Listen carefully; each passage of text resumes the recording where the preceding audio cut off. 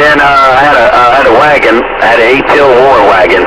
Not the one I use now, but I had one before with a better antenna system on it. It was a Ford Taurus, man, with the, with the Ford Thunderbird motor in it. Great motor.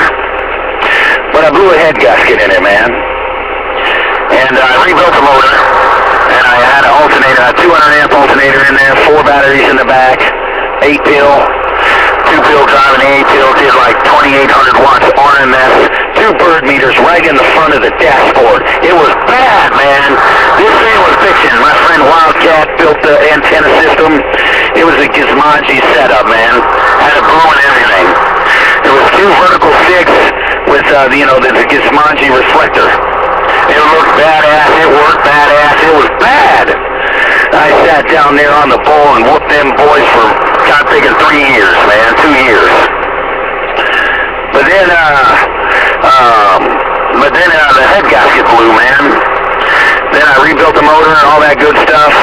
And I put the motor in and kinked the wire harness, man, and shorted out the wire harness, and I didn't know it.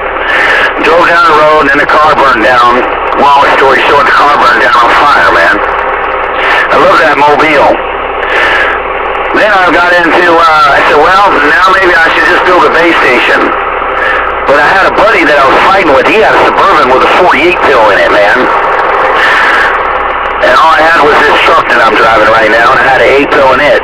But I didn't have anything but a coil on it. So I put a set of copper stopper fighting sticks on here. I was using those for a couple years. Still working on them. Building this Mobile at the time. Now, I was going to build a base station, but then I went ahead and I looked at my friend's, another friend of mine's, whatever they call that, Suburban. He had 3 AC alternators and a big old CX-10,000 in the back, man. I see 25,000 watts in the corner. So I said, I got to have me some of that. But I didn't do it AC that style, man. I got a Cummins 2500 pickup truck, and I do some towing. So I had a 16-foot flatbed trailer in my front yard. Put me a 55,000-watt generator on there, a 25-foot crank-up tower, a 4-element beam, and some boxes inside it. And I'm talking to you on it right now. Quarter man, I'm gone.